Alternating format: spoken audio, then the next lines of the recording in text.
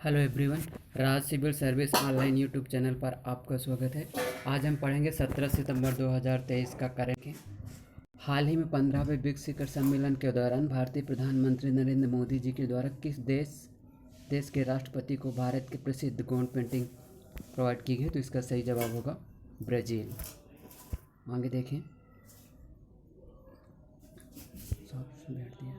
कठपुतली कला की विविध शैलियों पर एकाग्र समारोह का आयोजन कहाँ किया गया? तो इसका सही जवाब होगा ऑप्शन नंबर सी, भोपाल। भोज वेटलैंड के संदर्भ में निम्नलिखित कथनों पर विचार कीजिए। तो कथन नंबर 1 है, ये मध्य प्रदेश के भोपाल शहर में स्थित है। कथन नंबर 2, 2002 में इसे रामसर साइट के रूप में नामित किया गया था। उपरोक्त में से तो 1 और 2 दोनों कथन से इसमें जैसे दो भाग रहते, एक उत्तरी एक दक्षिणी रहता। जो ऊपरी वाला रहता तो शहरी क्षेत्र का जो ऊपरी वाला क्षेत्र रहता तो बड़ी झील और निचली वाली छोटी झील। तो बड़ी झील वाले में ऊपरी क्षेत्र वाला जैसे रहेगा तो ग्रामीण क्षेत्र का निचली वाला क्षेत्र करेगा, ग्रामीण स्तर को कवर करता है। आगे देखें। जैव विविधता का केंद्र है। भारत और श्रीलंका को जोड़ने वाले एटम ब्रिज के संदर्भ में निम्नलिखित कथनों पर विचार कीजिए। तो 1900 जो कच्छाद्वीप द्वीप है तो एक निर्जन द्वीप है। 1974 में भारत सरकार के द्वारा श्रीलंका को सौंप दिया गया था। तभी से 1974 के बाद से लेकर वर्तमान तक इसका प्रशासन श्रीलंका के सरकार के द्वारा किया जाता है।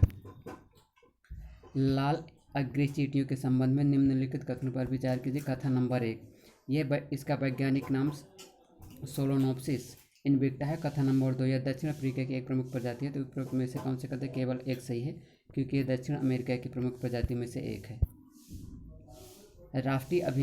राष्ट्रीय इंजीनियर डे के संदर्भ में निम्नलिखित कथनों पर विचार कीजिए। ये भारत के महान आधुनिक शिल्पकार परियोजना करते जैसे मोक्षगुंडम विश्वेश्वरैया की जयंती के अवसर पर मनाया जाता है। और कथन नंबर 2 है, यह 2023 के लिए इस दिवस की थीम स्थायी भविष्य के लिए इंजीनियर दिवस। तो उपरोक्त में से कौन से कथन से 1 और 2 दोनों।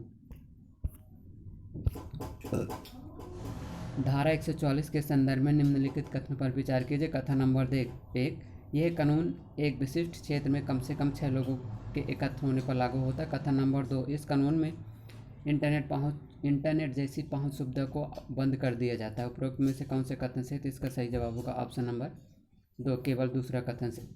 कौन सा कथन असत्य है? तो पहला कथन असत्य है, 4 लोगों पर एकत्र होने पर लागू होता है। आगे देखें। जो 2022 के एकलव्य पुरस्कार दिए गए हैं तो मध्य प्रदेश सरकार के द्वारा भोपाल के जो आस्था ढांगी हैं तो उनको केयोंग में दिया गया है। अमन सिंह को बॉक्सिंग में, प्रज्ञा सिंह को फेसिंग में, और आशी को शूटिंग में, सौम्य तिवारी को क्रिकेट में, रितिका ढांगी को सेलिंग में, और अभिषेक परिहार को सॉफ्ट टेनिस, इंदौर की पलक शर्मा को तैराकी में, और ग्वालियर की जो खुशबू को दिया गया हॉकी में, और दीपेश लश्करी को दिया गया जिम्नास्टिक में, और इंद्रजीत नगर को दिया गया मलखम में। 8x144 भोपाल के रितिका ढांगी। भारत विद्या समीक्षा केंद्र के संबंध में निम्नलिखित कथनों पर विचार कीजिए। इसकी स्थापना राष्ट्रीय डिजिटल शिक्षा वास्तुकला के तहत की गई है। कथन नंबर 2, इसका उद्देश्य समग्र शिक्षा के दायरे में विभिन्न परियोजना गतिविधियों की निगरानी करना। तो इसका सही जवाब होगा ऑप्शन नंबर सी, 1 और 2 दोनों सही है। और 2023 का 14 सितंबर को राष्ट्रीय हिंदी दिवस मनाया गया। इसका पहली बार 1953 में पहली बार राष्ट्रीय हिंदी दिवस मनाया गया था।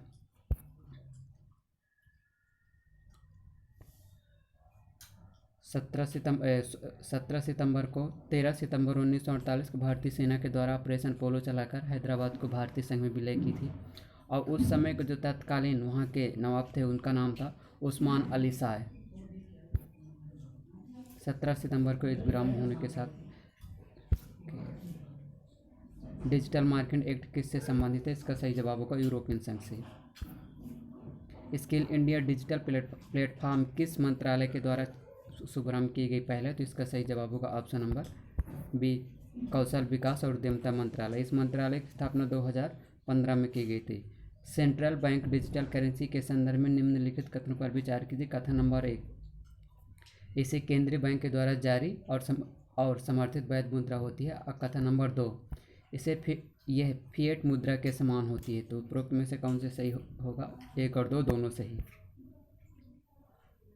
फिएट मुद्रा राष्ट्रीय मुद्रा है जो किसी वस्तु की कीमत जैसे सोना और चांदी की कीमत पर आंकी नहीं जा सकती। ब्लॉकचेन द्वारा समर्थित वॉलेट पेपर का उपयोग करके डिजिटल मुद्रा का संचालन किया जाता है। लोंगपी पार्टी के संबंध में निम्नलिखित कथनों पर विचार कीजिए। इसका अभ्यास या कहूँ तो किस राज्य से संबंधित है? इसका संबंध मणिपुर से। तो कथन नंबर 1 नागा लोगों द्वारा की कथन नंबर उपयोग करके बनाया जाता है। तो इसका मणिपुर से संबंधित उपरोक्त में से दोनों सही है। आगे देखें, नरेंद्र मोदी के द्वारा मध्य प्रदेश के किस जिले में बिना रिफाइनरी में पेट्रोकेमिकल कॉम्प्लेक्स की आधारशिला रखी? तो इसका सही जवाब होगा सागर जिला के बीना में।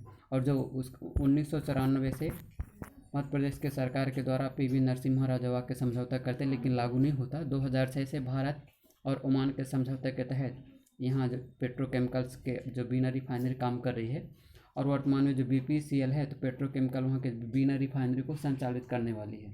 2017 में जो BPCL है इसको महारत्न कंपनी का दर्जा दिया गया है। वर्तमान में 12 महारत्न कंपनियाँ हैं पेट्रोकेमिकल रिसर्च। आगे देखें,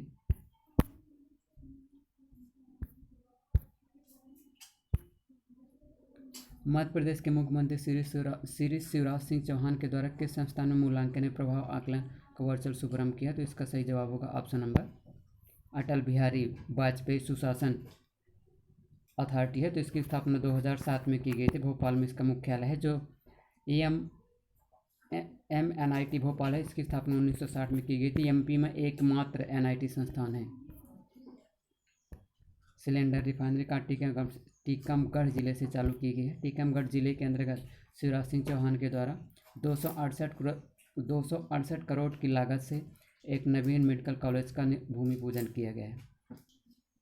10वां भोपाल विज्ञान मेला का शुभारंभ का उद्घाटन किसने किया? इसका सही जवाब होगा विश्वास सारंग और ओम प्रकाश सकलेचा। ओम प्रकाश सकलेचा हैं तो चिकित्सा शिक्षा मंत्री हैं और शिक्षा मंत्री हैं।